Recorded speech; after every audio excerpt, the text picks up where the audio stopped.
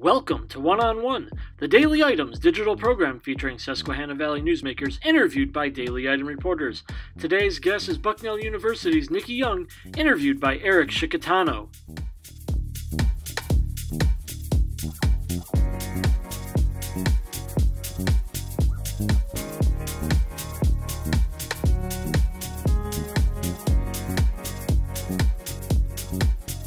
Welcome to the Daily Items One-on-One. My name is Eric Scicchitano. I'm a reporter with the newspaper. Today, our guest is Nikki Young. She is Bucknell University's Associate Provost of Equity and Inclusive Excellence. Nikki, thank you so much for joining us today. Thanks for having me. Of course, we're doing this socially distanced, and we're all masked up. That's right. According to the CDC guidelines. That's right. That's a whole other topic. Nikki, you just started this role about a month ago. Can you just give me a really brief synopsis of what this role is and what it means for you? Thanks for that question. This role is an opportunity, actually, on campus for people to think very clearly about what we're committed to in terms of our mission, and that is to make sure that we create a space of inclusion and belonging for everyone on campus, that we diversify not only the people who are here, but what we offer in terms of what we teach and how we want to create community for our students as they prepare to go out into the world. So my job is to help folks do that in a really thoughtful way. And we were talking a little bit before our interview. It takes you out of the classroom, which kind of hurts, right? It does. I miss the students, and I'm being able to engage folks about current issues on a daily basis. But I'm happy to have opportunities to speak with students when I can. In the press release announcing your appointment, it said that your inclusion on the university president's senior leadership team would amplify the voices of Bucknell's minoritized communities. What issues have you been able to amplify, and has it brought about any immediate change yet? I appreciate that question. You know, it's given me the opportunity to talk about a variety of things. As we know right now, racial injustice across the country is having a resurgence of attention being paid to it. And I'm able to do that sort of work with my peers in the President's Cabinet, and I've been able to talk about the way that those racial injustice realities impact our campus and our students. We're also thinking in complicated terms around gender and sexuality and the ways that the large realities of sexism and transphobia impact our students as well, and what kind of environments get created as a result. So those are things that I'm happy to say my colleagues have already been thoughtful about, but that we're able to focus on a bit more. And in terms of a sort of immediate response, you know, this is the tough thing.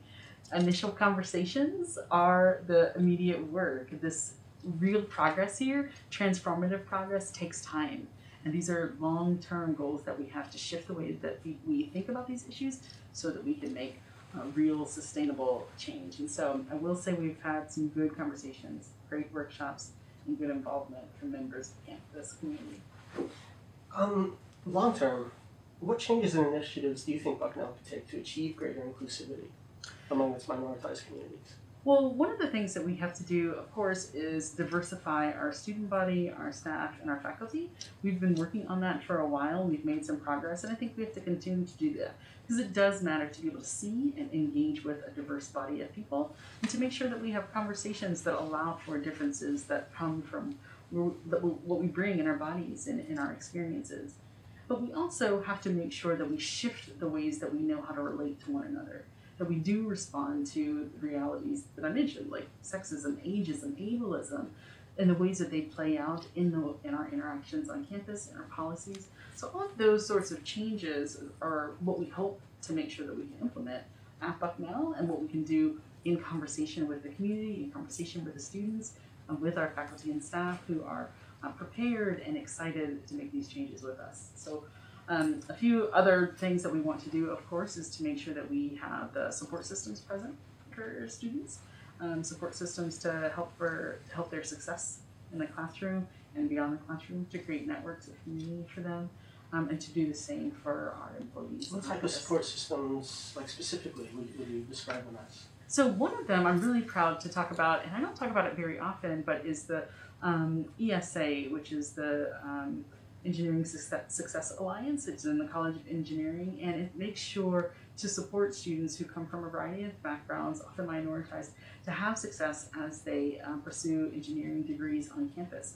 And it's thoughtful about the preparation and the disparities in preparation that some of our students come with, but also the wonderful gifts and insights and modes of knowing that students bring, and really prepares them for what it means to be in a context that's predominantly white, that is often and overtly cis male on campus, and to make sure that they can have the tools that they need to succeed, that they have access to opportunities and programs that support them thriving on campus. And there are a few others. There's the teen program. We have Gen First here that supports our first generation students. You know, we're proud at Bucknell to welcome students who are coming to college as the first members of their family. You know, I'm really excited that we support those students with programs and a mentoring program that allows them to connect with faculty and staff and peer mentors who are also first generation. How might there be like your efforts and others' efforts in improving inclusion on campus? What avenues are there to kind of take that beyond the geographic bounds of Bucknell and have a direct impact on the immediate surrounding area? You know, one of the things that we're committed to at Bucknell is civic engagement and thinking about what we're learning in the classroom, what we're learning in co-curricular activities, and how it impacts our local and global communities. And so our students have been invited to participate through our Office of Civic Engagement in a variety of local contexts. Some of our courses engage local communities. We certainly have people work at our farm, in the community garden. We have the folks who work in the coal region who do some studies in relation to that. We have folks who are also studying the local sort of environment, the plants and the waterways here, in a way that suggests that the sustainability of our community is important, not only because we live here now, but because we live here in community with the local residents and as people committed to an ongoing and positive space for all. So I think our commitments to that, both in terms of volunteering and doing sort of engagement work, and also studying and doing scholarly work, and those things aren't necessarily opposed, but doing both of those sorts of engagements through local research suggests that we're committed to those relationships being sustained. Might those opportunities for students make people of different colors, people of different sexualities, make them feel more comfortable in central Pennsylvania, where it's very white and supposedly very straight? It could be. You know, it's interesting to do the work to have to articulate for your community or coworkers or fellow students that you are important and that your life matters and that what's important to you should be important to all. That's also really exhausting work.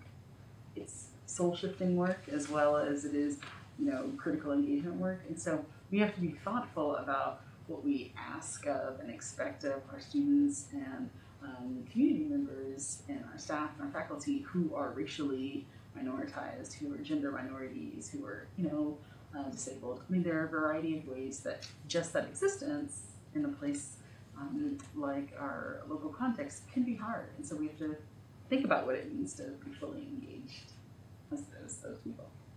I'm just wondering if exposure alone is kind of enough to kind of change hearts and minds a little bit. I'm going to say a hard no on that. No, I don't think exposure does it. I don't know. We'd have to ask a therapist to talk about whether or not exposure therapy works these days. But no, I don't think exposure, especially when we are in a context where the spectacle of violence, let's say, against women, against Black people, is something that we become desensitized to. So exposure can't be the thing. Instead, it's a real commitment to relational shifts, right? A real commitment to learning about one another, to investing in the sanctity of one another's lives, to investing in the ongoing sustainable quality of our experiences, right? So that's the shift that we need. If it's just exposure, I mean, we can turn on the TV. Nikki, we'll be back in a moment. Thank you.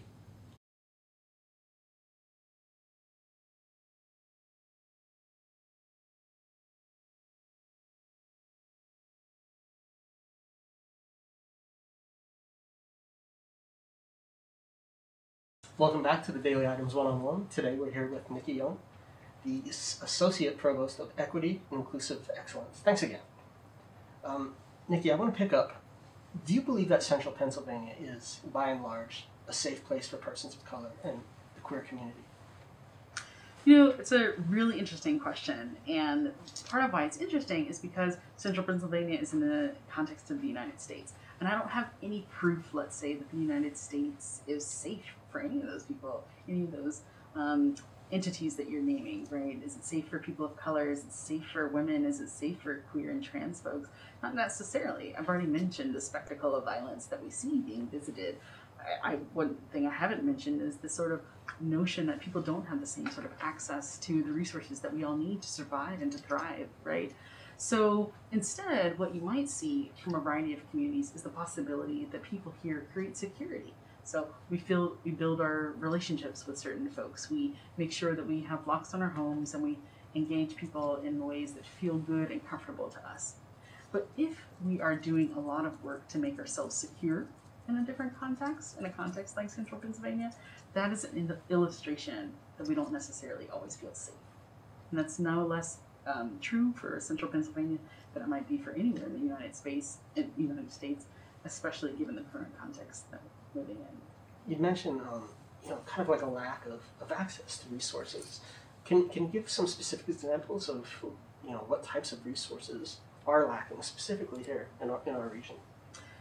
I can't exactly speak to the lack of resources specifically in our region, but we might say something like what's happening broadly in terms of people's access to educational resources that we need for making sure that during COVID times, everyone has the schooling that they want to have, that they are able to get the groceries that they need to get in a timely fashion. I've been very proud of and excited to be a member of the community and see the efforts happening at the stores. But what's happening with our elderly community members? What's happening with folks who don't have family or friends who are local? What are the things in place to make sure that our most vulnerable are being taken care of? And how would that manifest differently in terms of racialized minorities or queer folks or trans folks? Would that be different? And we should probably be honest about the fact that it would be different. Groups like If Not Us Then Who have mobilized local protests seeking reforms in policing and education, and they've met opposition. And I think it's definitely made people think, and I think it's made people uncomfortable. Sure. Do you think local government is equipped, let alone willing, to meet the demands sought by Valley demonstrators in any substantive way? I think that's a great question, and I'd be hard-pressed to be able to say whether or not local government is equipped. But instead, I might talk about our readiness, right? To what degree are any of us ready and excited to start to engage in the conversations that are necessary to make the shifts that we need to make, right? I think that people are committed to the possibility of change. I think people are committed to the idea that we need to listen to one another more consistently, and we need to clarify what it is that we need and how the impact of racism and sexism and homophobia and transphobia and cissexism and ableism, the impact of those things in our lives in a local context really are. And I imagine that our local government is not only ready to listen, but also prepared to be in conversation with folks who are willing to talk as well. Did it surprise you to see these types of protests here in this community? No, I don't think so. I mean, Central Pennsylvania is a sort of microcosm of the United States. I think what is because I would say it surprised a lot of people in Mifflinburg. Yeah, say more about that. I'm curious why you think it surprised the folks in Mifflinburg. Because it's traditionally white. They don't recognize the problems that are being voiced, and I don't. I say they. And I don't mean to put everybody in the same group. Sure. But I think, by and large, I think people don't recognize it because maybe they don't experience it. Right. Maybe they don't have enough education about it. Right. And one of the things that's happening in a context like Mifflinburg, where you might have Black Lives Matter on one side of the street and All Lives Matter on another side of the street, is what seems to be diametrically opposed articulations, right? But the question that we have to ask ourselves, and I hope people are really asking this, is why would an articulation of the mattering of Black life require an opposition? So what is it about Black life? What is it about its sustainability, its possibility, its thriving, that needs a response that says, no, instead, everyone? One of the ways that people read that, and I'm talking about anyone, I'm talking about scholars, is that actually Blackness is always outside of the realm of what life is, what humanity is. And so an articulation of the mattering of Black life is in fact a threat to all of their lives, when actually that's not true, right? We need to be able to say something like Black Lives Matter because the experience is that Black lives don't matter. The experience is that Black people are fungible, that Black bodies are usable and able to be exploited. And so the response then, no, it's all lives instead, shows us that people don't understand that Black lives mattering is not at all a questioning that all people matter. It's a statement and articulation that it has seemed that our lives don't matter, and so we have to assert that reality. I find it a little bit ironic too in that messaging, because I perceive Black Lives Matter to kind of try to raise awareness of your community having been excluded from certain institutions and ways of life. And now you can hear from the other side that, hey, no, all lives matter. It's not just about you. Yes, that's like saying that we have a full and complete history of the United States. It's like saying that when we open our books, we get a clear understanding of all of the injustices that happen to make this the land of the free and the home of the brave. But actually, that's not what we have, right? And so part of our work together, certainly our work at Bucknell, is to make sure that we're teaching, we're being critically engaged about the real sort of histories of terror sometimes, right? The genocide that was required in order to make this the land that it is. Right? The slaveocracy that had to happen to make this land the way it is, and the impacts of those social circumstances on our current context. If years and years, if hundreds of years of the sort of racial politics that allowed that to happen, and then that were created from those socioeconomic arrangements, are still existing, then we need to be able to talk about them. If they're having impacts on our schools, the way that we share land, the way that we articulate whose land this is, we need to be able to talk about it. So if I'm saying something like Black Lives Matter, it is over and against histories and current realities that suggest that it doesn't. It's over and against that we have segregated schools still in the United States. And we segregate them now, not using race lines, we use them based on economy and class and taxes. But they're still segregated, and they're still done so in a racial and ethnic way, right? There's still places in this country where some people have access to clean water, and some indigenous communities don't, which is not altogether separate from the long history of colonization that we have here in the United States relative to the indigenous folks who were here first, right? So those are the sorts of things that we have to be willing to talk about and fully engage. We're about 6 weeks out from the presidential election, and I understand that you're removed from the student body through not only position but the pandemic too. Can you give me a little bit of an example of what you're hearing through your interactions with students now compared to 2016? Like, what's different from their approach to the election this time around versus 4 years ago? I think students might be really aware of how this is a matter of life and death. You know, I've talked to at least my students every semester about, you know, when I'm teaching you about something like race or gender, when we're talking about feminism or Black feminisms in particular, or Chicana feminisms, you know, what I'm really talking about is people articulating that their lives and their realities, their social context, and their political needs matter. And they matter so much so that people have been willing to die, or people have been willing to put their livelihoods on the line to talk about them.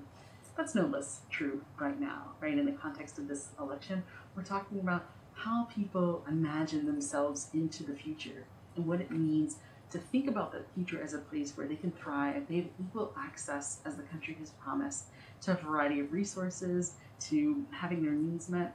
This is a conversation about whether or not we will take care of our vulnerable. It's a conversation about whether or not we can ensure the safety of all of the people who live here, right? If this is a site of refuge or not. So all of those things students are recognizing much more clearly right now are on the table, and that we need to be able to talk about them through a critical lens, through full engagement, and in a way that suggests that we care. Nikki, once again, thank you very much for joining us today. And thank you all for watching. Until next time. Thanks for watching One on One. Be sure to tune in again for another edition.